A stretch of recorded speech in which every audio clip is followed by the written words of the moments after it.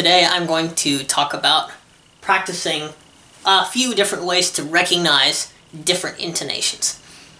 Now, there are lots of ways to do this in a Zen harmonic context, but there are also ways that you can explore with a 12-tone equal-tempered piano. Most musicians already have the skill to recognize different intonations. It's just that as an ear training exercise, it gets you very used to those small steps.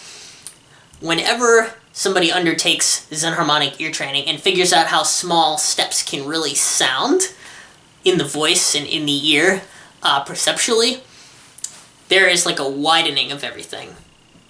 At least, it's like a major second sounds larger than it did before, now that you've had exposure to those really small intervals. So the exercises I'm going to show you today are mostly static practice that don't have to do with like really big scalar passages or equal temperaments or anything.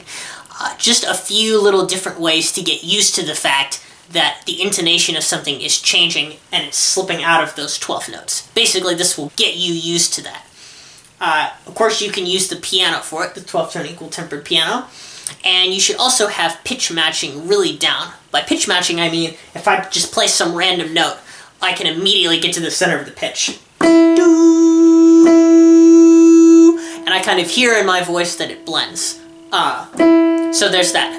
Having a pure steady tone is helpful for the purposes of ear training, although not really necessary unless you're singing super small steps.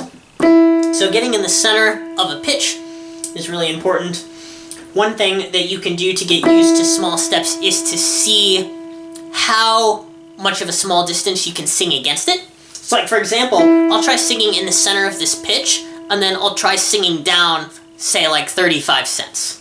Or about a comma's worth, a big comma.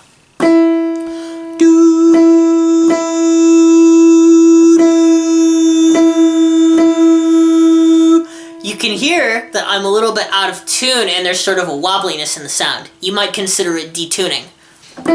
So another good way to practice that is to continue doing that and just descend until you think you've hit the minor second. So for example, I'm going to try and descend 3 little small steps and see if I can land on the note below.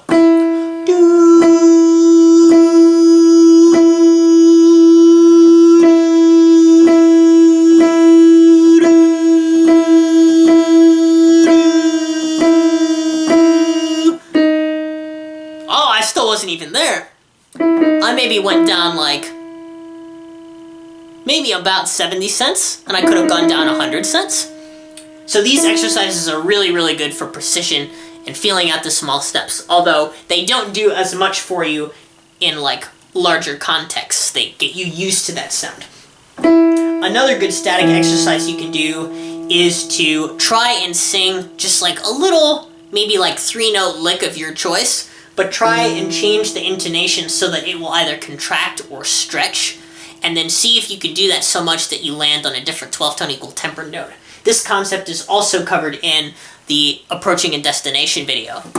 So like, for example, here I want to sing do, re, mi, and I'm just going to sing do, re, mi over and over, but slowly I'm going to flatten mi. I'm going to see if I can do that 3 times, and then by the 3rd time, I hope that I want to get to the minor third. So I'm basically doing the same thing that I did up here, but I'm just doing it with 3 notes, and I am making the overall distance between the major thirds smaller until it's a minor third. But I'm still trying to sing equidistant whole steps in between them. Okay, so here we go. Do, re, mi, do, re, mi, do, re, mi, do, re, mi. Pretty good. A little bit flat. But yeah, that's another good thing you can do.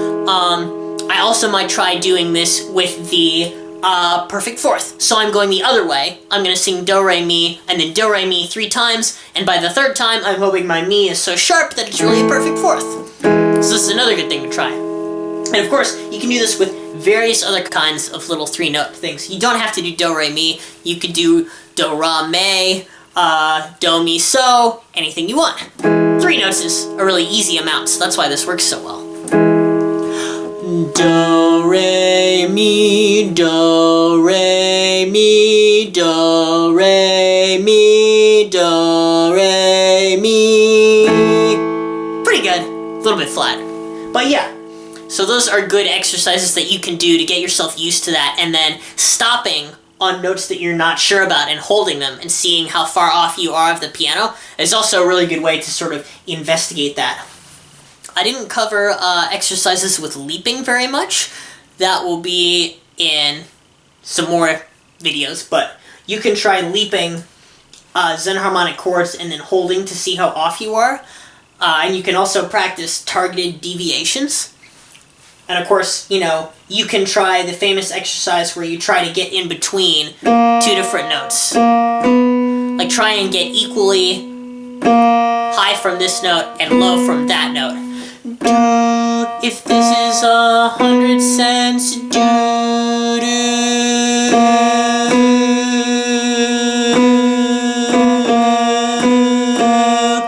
So that's another good way to get in between the cracks and really figure out that kind of area. Alright, thanks for watching. Hopefully you learned a little bit, and by practicing these exercises you'll get comfortable with small steps pretty easily, and